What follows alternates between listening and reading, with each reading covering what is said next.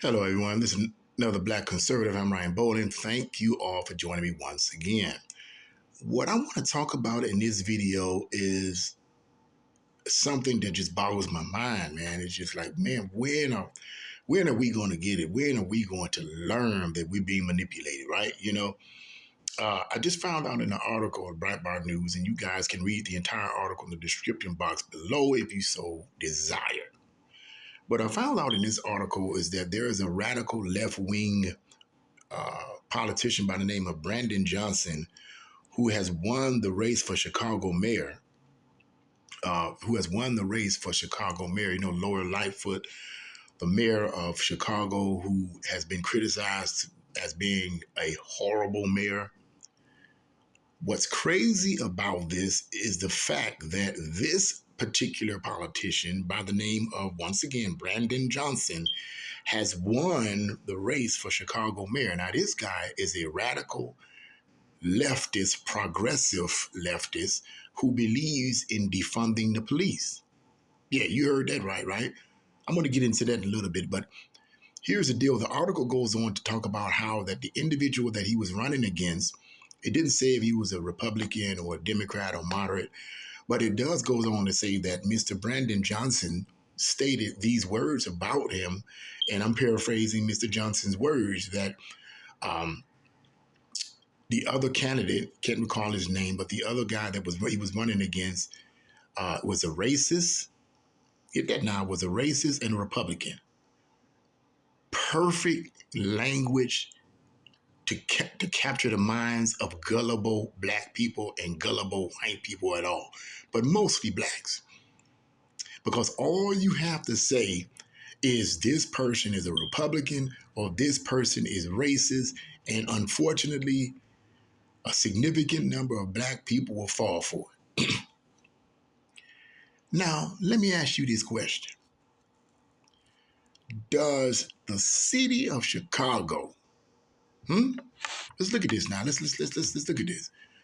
Does the city of Chicago need a mayor who believes in defunding the police?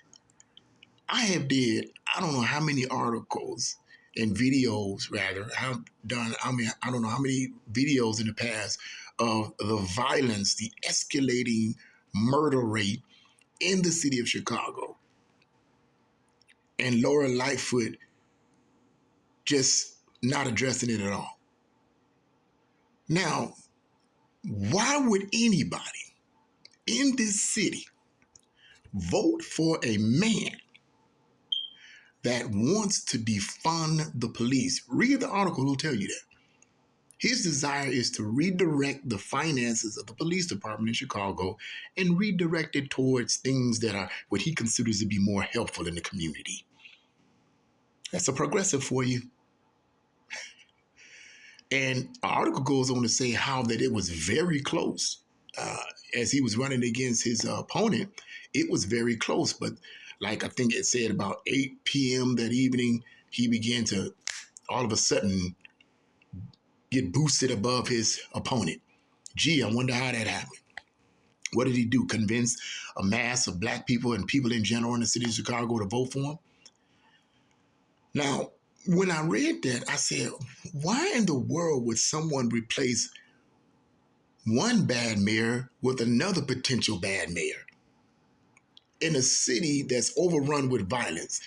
Think about how that makes no sense whatsoever. No one could tell me that that makes sense and that's a good thing. If you do, you are under mind control. Don't even get me started about mind control. I'll blow your mind about mind control.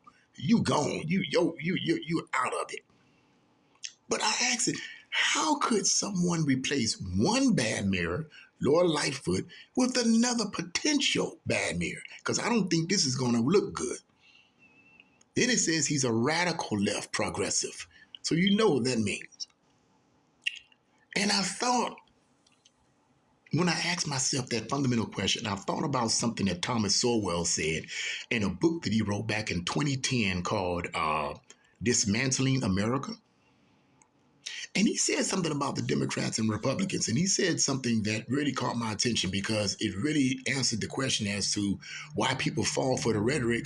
Why do they fall for what these Democrats be saying, these radical Democrats say? Why do they fall for it? And he said that they're more articulate than Republicans. They're more articulate in how they communicate their information. They're more, the things that they communicate, a vast majority of people would want, right? Who wouldn't want social justice, right? Everybody wants social justice, right? Who wouldn't want free this and free that and good and nice housing? Who wouldn't want fair housing? Everybody wants fair housing, right? Hmm? Everybody wants to be treated right? The Democrats know how to communicate that rhetoric to the masses of, I hate to say, brainwashed, gullible people that don't really educate themselves on exactly what the conservative side is really all about. But what he said was that Republicans, they don't know how to, and he's right. Few Republicans, except Donald Trump, okay, knew how and know how to communicate. The Republicans today are just dead. They're dead. They have no energy about themselves. You know, they use terminology that has been so twisted by the radical left Democrats that most people don't even understand it. Like, for example, CRT, critical race theory. It's terrible. It's a Marxist ideology designed to divide and conquer. But most Americans, I won't say most, man, I say a significant number of Americans don't know that. And even if you try to tell them that, they look at you like you crazy, man. You wrong. What's wrong with you?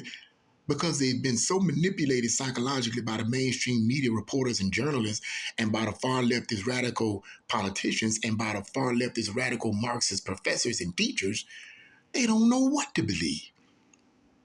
They're constantly being exposed to the extreme left, so they don't know what to believe. You have to literally deprogram them to get them to see because they're under mind control, period, bottom line. And when Thomas Sowell began to explain that in detail, it made sense. It made sense. He said they're smarter in articulating their viewpoints. They're better at rhetoric than Republicans are. They know how to take concepts and terminology and put it in a way that makes it sound good, that makes it appealing to all people across the board. They know how to do that, whereas Republicans will say things like property rights. You know, nobody knows what you believe. Property rights. The average person don't even know what that means. Empowerment. Well, I don't want to say empowerment, but when you think about the term empowerment, I try to use that term myself as a Black person, trying to communicate that to other Black people about empowerment. I think that is a good term. Let me reiterate that. I think the term empowerment for Black people is a good term, and I think a significant number of Black people who can kind of understand what I'm talking about, understand what I mean by empowerment. Because Black people, particularly these Black militant groups, are always talking about empowerment. Blackity black this, black to black, black to black. They're always talking about Black empowerment. So I like to use the term empowerment. I'm here to empower you, where the Democrats are here to take away that empowerment. They want you to be a slave to the system. They want you to be a slave to the government. That's what they want. And as a conservative, I'm here to set you free and say that isn't the way it's all about. Well, I'm going to say I'm here to set you free, okay? But you know what I mean. I'm here to give you information that I think is more liberating. Learn how to be independent. But anyway, the Democrats and the radical left know how to use terminology in a way that is appealing to people all over. They're master deceivers. And rightly so, right? Because the radical left, a lot of them don't believe in God. A lot of them don't, for the most part, don't believe in right or wrong, or don't believe in a definitive right or wrong. They believe everything is based on your circumstances. So whatever it takes to get to your goal, do whatever it takes. By any means necessary is their motto. So if I gotta lie, if I gotta cheat, if I gotta steal, if I gotta lay in the bed with somebody, I'll do it to meet my goals. They look down on people. This is not my opinion. Now, according to the research of people like Paul McGuire and others, and they have validated their research, They look down, these radical leftists and elites look down on people who believe in right or wrong. They look down on, they think that that's something that little-minded people think. That when you really high-minded, you don't think of things as right and wrong. Your mind is higher, you're more educated, you're more illuminated, you live on a higher level of consciousness the way they see it. Well, I'm going to see how that happens on the day of judgment. See how that works for you on the day of judgment. Anyway, and so when I read that about what Thomas Sowell said, when that came to my mind rather about what Thomas Sowell said in his book, Dismantling America, about how Democrats are able to articulate their viewpoints better than Republicans, it makes sense that this man by the name of Brandon Johnson would win, even though he's a progressive, radical, liberal, would win over his opponent. Because as the article says, his opponent was a business-friendly man and all about law and order and business-friendly. I wonder how he actually communicated that. Man, you got to be able to break that. If you say you're about law and order, break it down in a way that makes it feasible to the people you're trying to reach. What do you mean by law and order?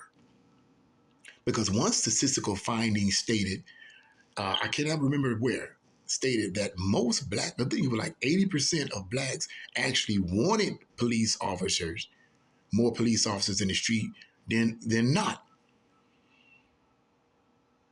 Because most black people in the inner city, poor black people in the inner city, know that most of the crimes that are committed are not committed by white police officers. That most shootings that are committed against their own are not committed by the white police officer. It's committed by the Negro down the street. They know that. Common sense would tell you that. But see, people don't want to hear about that. They don't want to hear the truth, which will set you free. They don't want to hear about that. They want somebody to cuddle them, make them feel good. And these progressive, liberal, radical Democrats are nothing more than communists who have infiltrated our political spectrum, and they winning by manipulation and deception. But see, I'm the type, I can see beyond that. And I'm not because I'm so great and better than anybody else. I'm not. Everything I am by the grace of God. But I read, I study, and then I compare the reading, and I compare the notes. And I say, this person said that, and that person said that, and I like what he said here, and I like what he said, and they basically saying the same thing. And then I said, well, that makes sense. That explains that, and it's well documented. That's what I do. It's the truth that's going to set you free, not what this mess is. And so it's just crazy, man. It's just crazy. Now they're going to have to deal with another radical, the city of Chicago. It's going to have to deal with another radical leftist politician. You replace one goon with another goon. You replace one failure with a potential failure. Let's see how this works out. Let's see how, here in the city of Cleveland, we got a progressive Democrat. Most of our mayors have always been Democrats anyway, which in part, I believe, explains why the city of Cleveland is one of the most violent. Because with the criminals, because they think they're victims of oppressed society. I ain't gonna even go into the detail of that. I ain't gonna go into detail of how crazy that worldview is, because that worldview is not helping anybody. It's putting innocent, law-abiding citizens in danger. And then Democrats want to poot and snot and holler about gun control. But who is that going to affect the most? Let's be realistic, man. Stop playing games. Who is that going to affect the most? It's going to affect lower income black people the most.